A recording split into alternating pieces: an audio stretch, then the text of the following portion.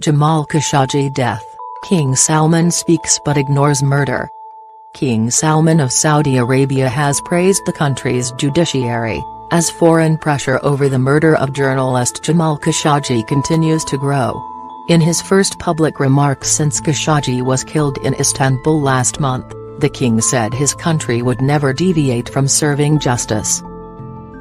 However, he did not directly refer to the case, in his annual address to the Consultative Shura Council. Saudi Arabia has denied claims that its crown prince was involved in the death. The Riyadh government says Khashoggi was killed as the result of a rogue operation led by an intelligence officer.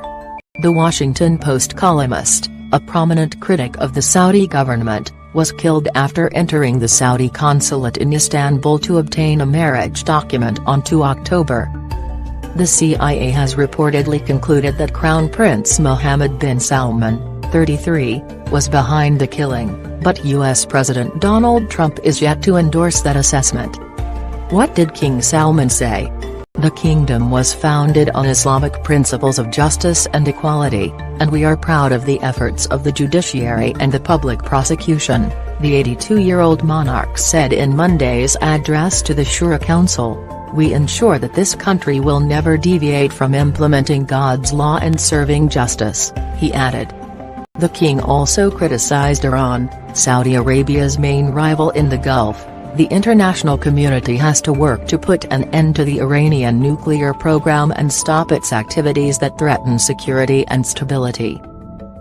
Other priorities mentioned in the address included oil market stability and support for UN efforts to end the conflict in Yemen. Steady as she goes. Analysis by Sebastian Usher, BBC News, Riyadh. This brief speech from King Salman appeared aimed at reassuring Saudis that nothing has changed since the revelations over Jamal Khashoggi's killing began to put extreme international pressure on the country. The man in the eye of that storm, his son and heir, Crown Prince Mohammed bin Salman, was sitting in the front row next to the Grand Mufti. The king made clear that the changes enacted under the Crown Prince's de facto role would continue. He spoke as if now no shadow hung over such talk of reform. And he also spoke of the centrality of the Palestinian issue, perhaps a small indication that older priorities dear to the king himself are also now starting to resurface. Who are the Saudis blaming? Last week the Saudi public prosecutor blamed the murder on an unnamed intelligence officer who was allegedly tasked with persuading Khashoggi to return to the Gulf Kingdom. A total of 11 people have been charged over the murder, and prosecutors are seeking the death penalty for 5 of them. Their cases have been referred to a court while investigations into another 10 people suspected of involvement continue. Where does the US stand on the murder? Although the CIA is not said to have direct evidence linking Crown Prince Mohammed bin Salman to the murder, officials reportedly believe it could not have taken place without his approval.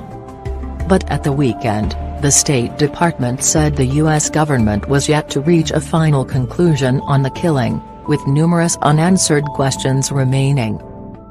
An ally of Mr. Trump, Republican Senator Lindsey Graham, said he did not believe the Crown Prince's denials. If he is going to be the face of Saudi Arabia going forward, I think the kingdom will have a hard time on the world stage, he told the NBC network on Sunday. The US, along with major powers such as France and Britain, has continued to sell arms to Saudi Arabia. But on Monday the German government said it was blocking all arms deliveries to the kingdom, even those that had been previously approved.